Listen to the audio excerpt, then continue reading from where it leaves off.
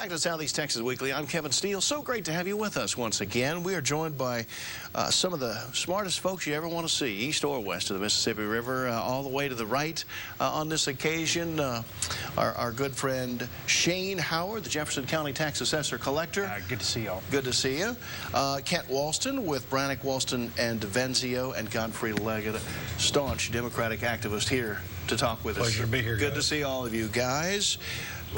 We're really beginning to heat up, politically speaking, in this country. We've seen the movement of the Tea Party throughout the nation.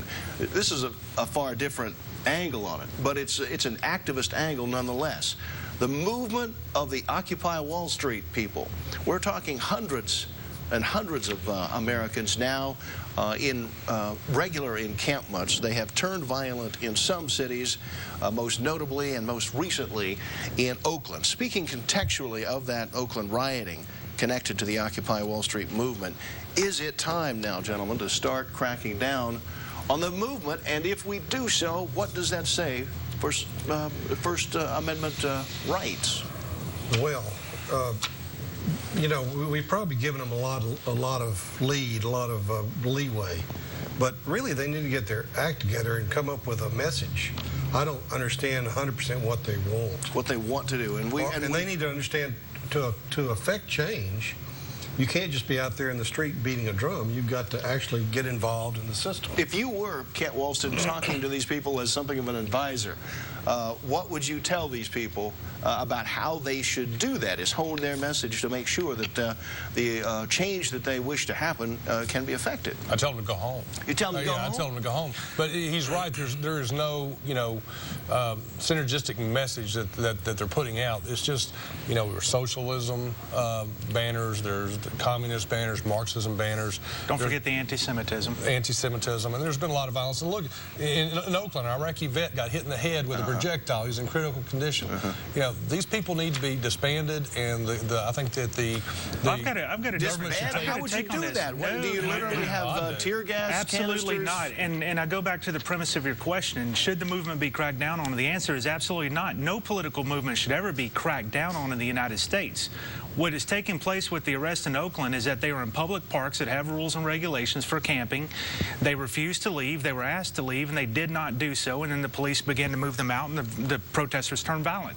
24 New York City police officers have been injured by these folks so far. Actually it is. I mean, you and so, no, time out. Because this is important. It's not about the movement. It's about the behavior of the movement. But this is not a political movement, Shane. I mean, this is a group of people getting together that doesn't have a message. This is the spawn of the collectivist, control freaks. It was the police that first used mace without provocation. Okay, we're not going to do this. Bottom line, they did not. And if you look at it, that is one of the most. I may even come close, especially as it relates to Oakland, because if you look at what BART did, the Bay Area Rapid Transit, with people that wanted to protest several weeks ago, they shut down cell phone service. And if you look at it in all of these cities, these are cities controlled by the left and by some of the most leftist municipal politicians. I mean, they're controlled. Well, that's a technique they've developed to go against terrorists. It's horrible. It's a good idea if you're in a terrorist mode trying to protect yourself from terrorists. But not from not from the average public. Not from the average public. Well, and how does that stand up constitutionally in terms of our right to communicate? We should, as much as possible, try not to trample on First and Second Amendment What if we get an Occupy, Lumberton movement? What if we get an Occupy Golden Triangle? I'd try and go talk to them and tell them, look, you guys, come up with one or two ideas that we can get behind, and let's talk to some people that actually have control, power over things.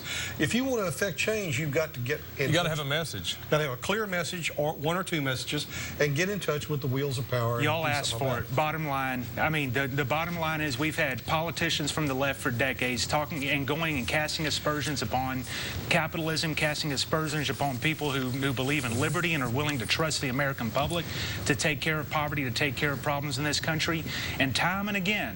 And then now, as people do begin to rise up and listen, the control freaks are like, oh, we can't have this because you're embarrassing us. You're going to undermine our cause, and which but the you don't hear a lot of cause is Democrats control. call for them to step aside, or they're supporting them. But by the Well, same I know token, they are. you need to remember history and Robespierre and the French Revolution. If enough people are unhappy and you develop anarchy in the streets, which could happen, then you're in trouble. Oh, many of these things are anarchy. I mean, you need to they work have no with these respect people for and each try other and or get private them property. into mainstream politics. Good luck, because they are the spawn of the collectivist They don't movement have a in this message. country. They don't have any politics. We'll pick that political back up agenda. a little bit later with our Tea Party friends who understand this matter quite well, understand the idea of a grassroots effort in this country. We have a question that has emerged today in the news that astonishes some. In Florida, the great state of Florida, a judge has used Sharia law, the Islamic fundamentalist law, essentially, religious-based law, in a precedent of his ruling in a Florida case. Now, that was back in March. An appellate court has now picked it back up, and we're off and running. Is this political correctness run amok? I'm not a fan of political correctness to begin with, but we don't want to go down this road, because you can look at France and England. They're having all kinds of problems right now with the Muslims, and they're trying to push Sharia law into the system over there, and that's a bad idea. Bad idea. Just a bad idea. Yeah, I think it's a bad idea. And look, as a lawyer, I can tell you that it's not constitutionally founded to do that.